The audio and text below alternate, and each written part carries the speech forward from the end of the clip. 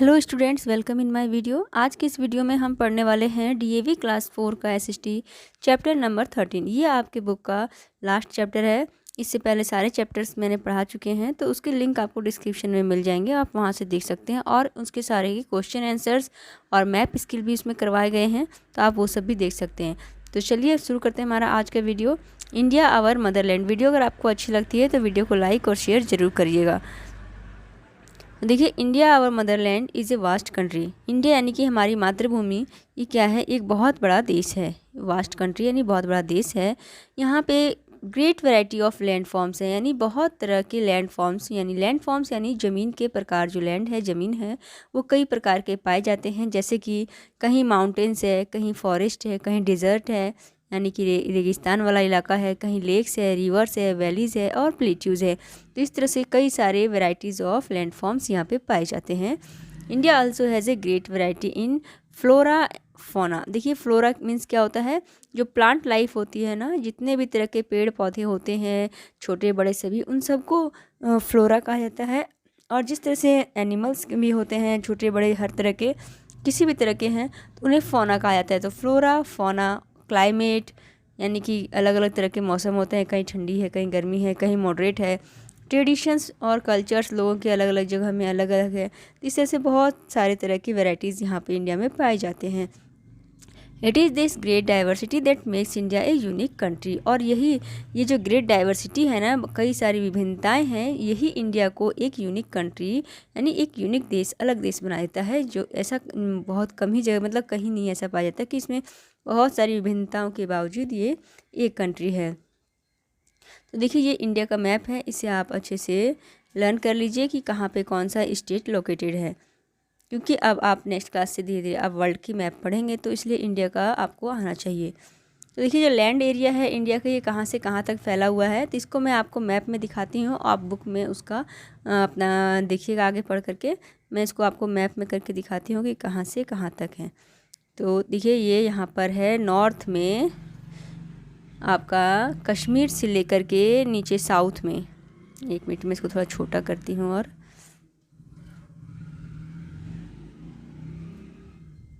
हाँ, देखिए, ये नॉर्थ में यहाँ पर कश्मीर से लेकर के ये साउथ में तमिलनाडु तक जो इसकी लंबाई है, ये है 3879 किलोमीटर्स। और इसी तरह से ईस्ट में अरुणाचल प्रदेश से लेकर के वेस्ट में गुजरात तक इसकी जो लेंथ है वह है 3328 किलोमीटर्स। तो इस तरह से इसका एरिया है। यहाँ से इतना,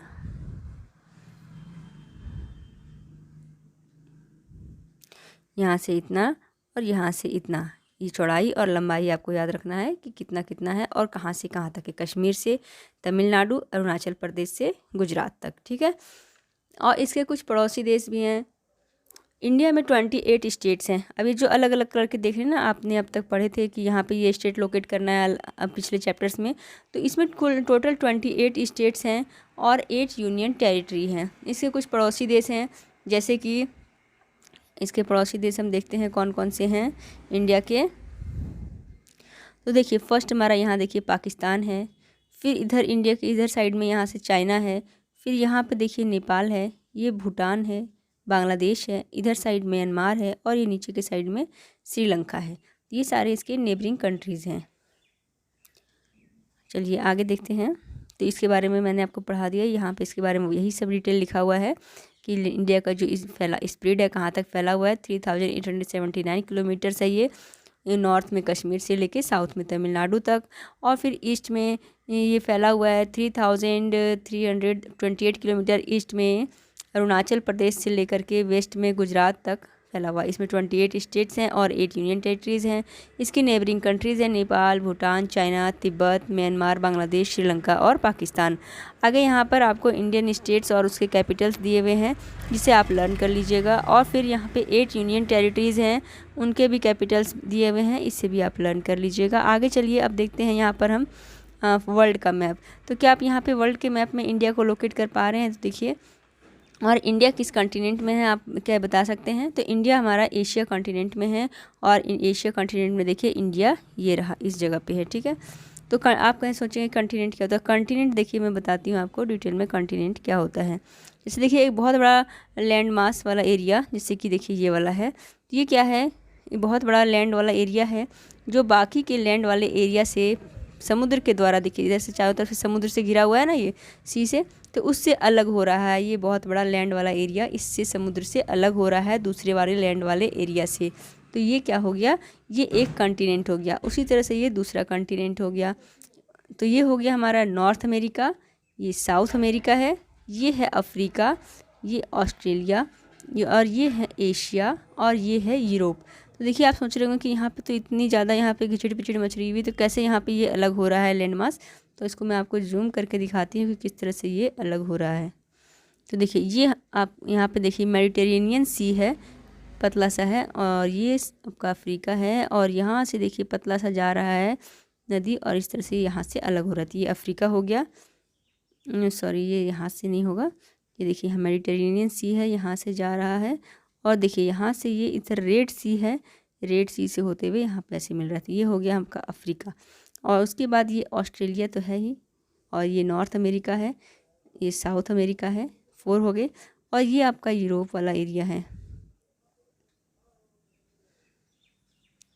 तो ये यूरोप का एरिया है। तो यूरोप का एरिया देखिए किस तरह से एशिया से अलग हो रहा है। तो देखिए यहाँ से देखिए ये वाला, यहाँ से अफ्रीका अलग हुआ, ठीक है, और यहाँ से देखिए जैसे ही पतला पतला जा रहा है, छोटे छोटे कुछ सी हैं वहाँ से, और इसके बाद यहाँ पर एशिया में क्या है, बहुत बड़ा एक माउंटेन रेंज है। इसी माउंटेन रेंज से ये यहाँ पर इससे अलग हो रहा है। 1 मिनट आपको, ठीक है, यहाँ पे एक बहुत बड़ा माउंटेन रेंज है जिससे कि अलग हो रहा है।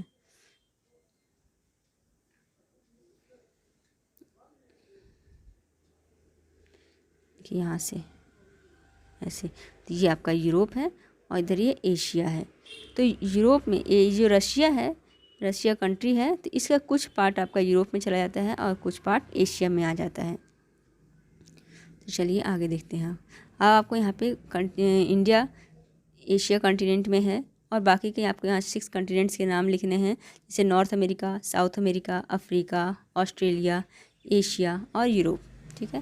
तो ये कॉन्टिनेंट क्या है इसके बारे में मैंने आपको बता दिया कि ये ह्यूज लैंड मास एरिया है जो कि चारों तरफ से पानी से दूसरे लैंड मास एरिया से अलग हो रहा है।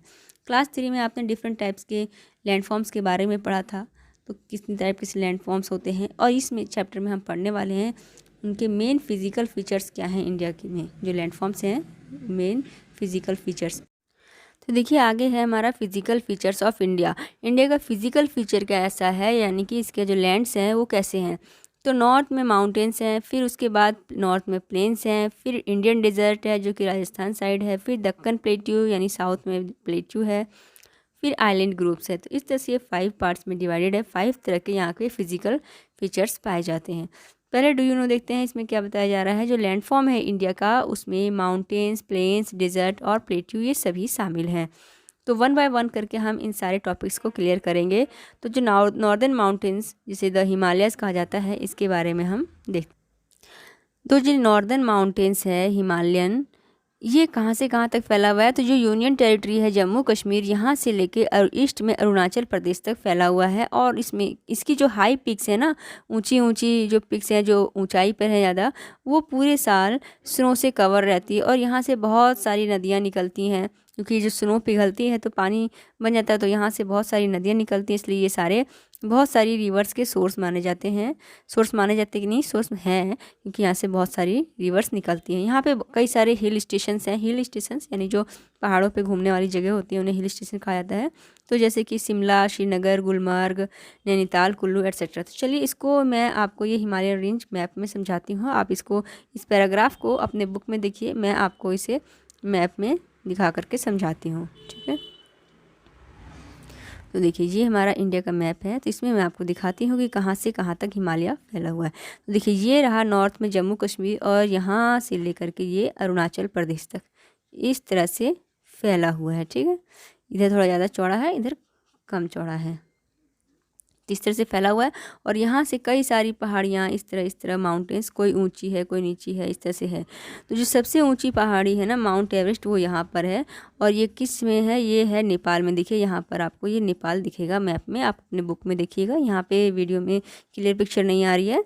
तो यहाँ पर ये नेपाल में जो सबसे ऊंचाई वाला पीक है वो है माउंट एवरेस्ट, जो कि नेपाल में है। तो यही हिमालयन रेंज में ही है। रेंज मतलब कि इसी से सारे माउंटेन्स जुड़े हुए हैं। तो देखिए इस तरह यहाँ से यहाँ तक ये फैला हुआ है। इसके बाद आता है हमारा नॉर्दर्न प्लेन्स, जो कि देखिए नॉर्थ में यहाँ से यहाँ तक इस तरह फैला हुआ एरिया है। मैं आपको यहीं बता दे रही हूँ, आगे फिर इसको मैं पढ़ाने वाली हूँ नॉर्दर्न प्लेन्स के बारे में। फिर डिज़र्ट वाला एरिया जो कि मोस्टली राजस्थान में है। और उसके बाद हमारा आता है साउथ में प्लेट्यू। प्लेट्यू कहाँ हमारा है? देखिए यहाँ से ये ट्रायंगुलर शेप में है, ट्रायंगल शेप में यहाँ पे ये प्लेट्यू है। और इधर हमारा है वेस्टर्न कोस्ट और इधर है ईस्टर्न कोस्ट। तो जो ईस्टर्न कोस्ट है इसकी चौड़ाई ज़्यादा है और इसकी चौड़ाई कम है, ये कम चौड़ा है। और देखिए ये जो इस तरह का पार्ट होता है ना किसी भी कंट्री का, जो इधर से इधर से इधर से 3 साइड से सी से घिरा हुआ होता है इस तरह का पार्ट, तो इसे पेनिनसुला कहा जाता है। तो ये इंडियन पेनिनसुला इसे कहा जाता है। और फिर ये रहा हमारा island groups Andaman and Nicobar, जो कि बे ऑफ बंगाल में, ये देखिए ये रहा बे ऑफ बंगाल लिखा हुआ है ना, तो ये बे ऑफ बंगाल में है। और ये रहा हमारा लक्षद्वीप आइलैंड, जो कि इधर अरब सी में है। तो ये देखिए ये इंडिया का जो मेन लैंड है इससे ज़्यादा नज़दीक है और ये थोड़ा ज़्यादा दूरी पर है। तो चलिए अब इसको हम आगे पढ़ते हैं। मैप में मैंने आपको समझा दिया है, आई होप आपको अच्छे से समझ में आ गया हो। देखिए अब नॉर्दर्न प्लेन्स के बारे में पढ़ते हैं। तो देखिए नॉर्दर्न प्लेन्स क्या है? बहुत चौड़ा और फ्लैट रोलिंग लैंड है। यानी अभी मैंने आपको मैप में दिखाया था, चौड़ा है काफ़ी, हिमालयन रेंज के बाद है ये, और बिल्कुल फ्लैट है। ये बहुत फर्टाइल है। फर्टाइल यानी कि यहाँ की ज़मीन बहुत उपजाऊ होती है, इसलिए यहाँ ये एग्रीकल्चर के लिए बहुत अच्छा है। यहाँ पे बहुत सारी इंडस्ट्रीज़ लगाई गई हैं, क्योंकि जहाँ ज़्यादा एग्रीकल्चर हो रहा है तो फिर उसका मैन्युफैक्चर करने के लिए इंडस्ट्रीज़ की ज़रूरत होती है। और जब इंडस्ट्रीज़ है तो यहाँ पर क्या होगा? पॉपुलेशन बहुत ज़्यादा होगी, इसलिए यहाँ पे पॉपुलेशन बहुत ज़्यादा है। यहाँ पर कई सारे हॉली प्लेसेस यानी धार्मिक प्लेसेस जैसे हरिद्वार, मथुरा, इलाहाबाद, प्रयाग, वाराणसी, ये सभी नॉर्दर्न प्लेन्स में ही स्थित हैं। क्या आप जानते हैं कि बहुत सारे रिवर्स जो हिमालयन से निकलते हैं वो इसी प्लेन से होकर के गुजरते हैं? गंगा, जैसे गंगा, ब्रह्मपुत्र। क्या अभी आपको मैंने इंडिया के मैप में दिखाया था कि जिस तरह से ये हिमालयन रेंज है ये, उसके बाद यहाँ पे प्लेन्स है, तो यहाँ से बहुत सारी नदियाँ जो निकलती हैं वो इस प्लेन से होकर के गुजरती हैं। तो यहाँ पर क्या होता है कि यहाँ पे एग्रीकल्चर के लिए तो ये प्लेन्स बहुत अच्छा है ही, फर्टाइल है ही, लेकिन इन नदियों से इन्हें सिंचाई के लिए, इरिगेशन के लिए पानी भी बहुत अच्छे से मिल जाता है। नेक्स्ट हमारा है इंडियन डेजर्ट। इंडियन डेजर्ट मैंने आपको मैप में भी दिखाया था। तो देखिए इंडियन डेजर्ट जो है इसे थार डेजर्ट के नाम से जाना जाता है। जो इंडियन डेजर्ट है जिसका मोस्ट पार्ट क्या है? राजस्थान में है, mostly located mostly in Rajasthan में। और इस एरिया में बहुत ही कम रेनफॉल होता है। इसे बैरन और सैंडी लैंड कहा जाता है। बैरन यानी कि बंजर भूमि और सैंडी यानी कि बालू वाली भूमि, यानी रेत ही रेत, बालू ही बालू रहता है। और जो ये बालू का पहाड़ होता है ना, रेत का डिज़र्ट में जो हिल्स होते हैं, पहाड़ के हिल्स होते हैं सैंड्स के, यानी कि रेत के जो पहाड़ बन जाते हैं थोड़े ऊंचे ऊंचे, उन्हें सैंड दून्स कहा जाता है। यहाँ पे जो दिन होती है वो बहुत गर्मी होती है दिन में, और रात में ठंड होती है थार डिज़र्ट में, ठीक है। अब क्या आप जानते हैं camel is called the ship of the desert? Camel को डिज़र्ट का शिप कहा जाता है, रेगिस्तान का जहाज। क्यों? क्योंकि it can carry loads through the desert with the help of its padded feet. क्योंकि इसके फीट, पैर कैसे होते हैं? पैडेड फीट होते हैं, यानी कि गद्देदार होते हैं, जिसके कारण से ये डेजर्ट पे चलने में से दिक्कत नहीं होती है और काफ़ी लोड सामान ये ढो करके ले जा सकता है। Camels can remain without water for a long time. और कैमल बहुत लंबे टाइम तक बिना पानी के रह सकता है, क्योंकि इधर पानी बहुत कम अवेलेबल होता है, हर जगह तुरंत तुरंत मिलता नहीं है, तो ये काफ़ी लंबे टाइम तक बिना पानी के चल सकता है। नेक्स्ट हमारा है दक्कन प्लेट्यू। दक्कन प्लेट्यू मैंने आपको दिखाया था इंडिया के मैप में, इस तरह से ट्रायंगल शेप में है। दक्कन प्लेट्यू को साउदर्न प्लेट्यू के नाम से भी जाना जाता है, और ये एक इवेलिवेटेड लैंड है, यानी कि काफ़ी थोड़ा ऊंचा लैंड है, इस तरह से थोड़ा ऊंचाई पर है और इधर से फ्लैट रहता है, इसे प्लेट्यू कहा जाता है। It slopes from western side to eastern side. अब देखिए जो इंडिया का मैप इस तरह से है, तो ये ऐसा है, ऊंचाई है इधर और इधर से ऐसे ढलान है, स्लॉप है, यानी वेस्टर्न साइड में ऊंचा है और ईस्टर्न साइड में ऐसे ढलान है इसमें, ठीक है। स्लॉप है ईस्टर्न, ये ईस्ट साइड हो गया ना, और ये वेस्ट साइड हो गया, तो इधर से ऊंचा और इधर से ऐसे स्लॉप है। It is triangular in shape, ये ट्रायंगुलर शेप में है, रॉकी है, चट्टान है यहाँ पे, और इसका जो सरफेस है वो अनइवन है, उबड़ खाबड़, कहीं ऊंचा कहीं नीचा, इस तरह से। और यहाँ से कई सारी नदियाँ निकलती हैं और जिससे कि वाटर सप्लाई होता है इरिगेशन के लिए, सिंचाई के लिए, जिसमें बहुत सारे डैम्स बनाए गए हैं जो इलेक्ट्रिसिटी प्रोड्यूस करती है। आगे देखिए, डू यू नो में बताया जा रहा है कि ये दक्कन प्लेट्यू है, ये स्टोर हाउस है मैनी मिनरल्स, बहुत सारे मिनरल्स का स्टोर हाउस है, यानी कि यहाँ पे बहुत सारे मिनरल्स पाए जाते हैं, जैसे कि माइका, आयरन ओर एटसेट्रा, ये सब। ठीक है। नेक्स्ट हमारा है कोस्टल प्लेन्स। कोस्टल प्लेन्स क्या होते हैं? जो समुद्र के किनारे वाले एरिया होते हैं उन्हें कोस्टल प्लेन्स कहा जाता है। India has a very a long coast lines. India का काफ़ी लंबा कोस्ट लाइन्स है, क्योंकि देखिए इंडिया का मैप में इस तरह से है, तो इधर से भी समुद्र है, इधर से भी समुद्र है, तो काफ़ी लंबा कोस्ट लाइन है। कोस्ट लाइन यानी कि समुद्र के किनारे वाला एरिया है, पानी से सी से मिल रहा है इससे, तो काफ़ी लंबा है। इस कोस्ट लाइन्स को, इसे ये जो कोस्ट वाला एरिया होता है ना, लैंड नियर द कोस्ट, इसे कोस्टल प्लेन्स के नाम से जाना जाता है। तो जो वेस्टर्न कोस्टल प्लेन है और ईस्टर्न कोस्टल प्लेन है, ये दोनों वेस्ट में और ईस्ट में इंडियन पेनिनसुला के हैं। तो अब इंडियन पेनिनसुला क्या होता है ये भी मैंने आपको भी बताया था कुछ देर पहले ही, कि जो जैसे कि इस तरह से लंबा वाला पार्ट है किसी देश का, और 3 साइड से, इधर से भी, इधर से भी, इधर से, 3 साइड से सी से घिरा हो, तो इसे पेनिनसुला कहा जाता है। तो ये इसका वेस्टर्न कोस्ट है और ये इसका ईस्टर्न कोस्ट है। ठीक है।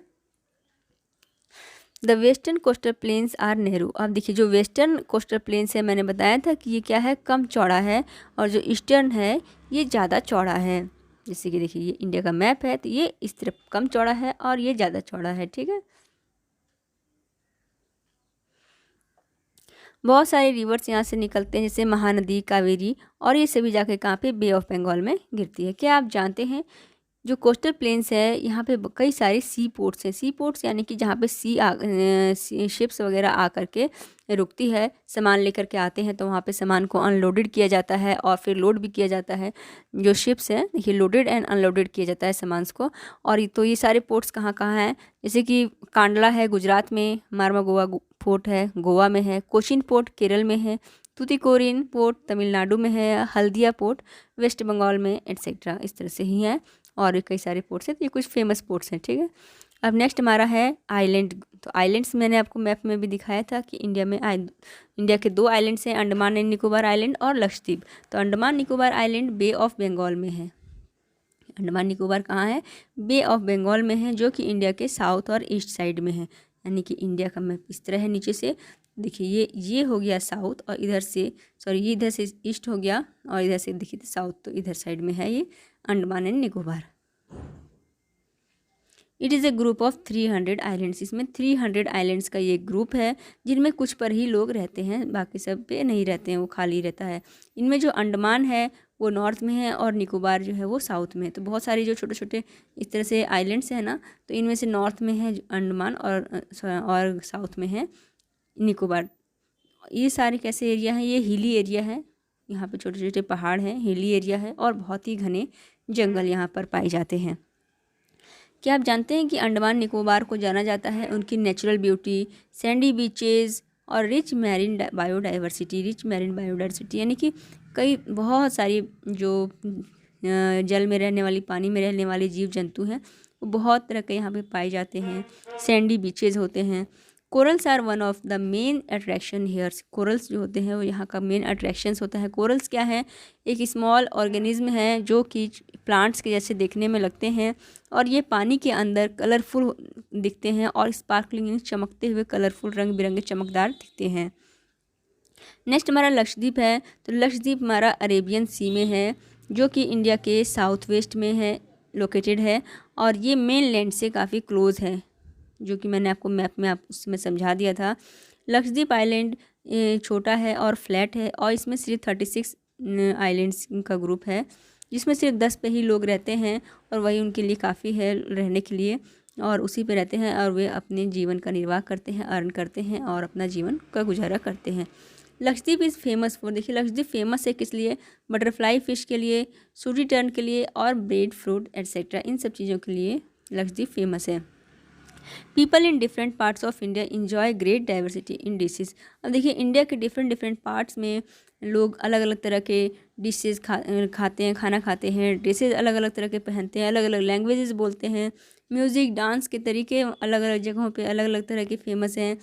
The best feature of Indian culture is that in spite of diversity we all live in harmony with others. तो इन सब में इंडियन कल्चर का जो बेस्ट फीचर है, सबसे बेस्ट जो है वो यह है कि इतनी डाइवर्सिटी होने के बाद भी हम सभी मिलजुल कर एक साथ रहते हैं। आगे देखिए, डू यू नो में बताया जा रहा है कि क्या आप जानते हैं कि इंडिया के डिफरेंट पार्ट्स में अलग अलग फिजिकल फीचर्स होने के कारण अलग अलग तरह के क्रॉप्स ग्रो होते हैं। जिस तरह से आलमंड और एप्पल्स माउंटेन एरिया में, वीट और राइस प्लेन एरियाज़ में, और कोकोनट सी के किनारे वाले एरियाज़ में ग्रो किए जाते हैं।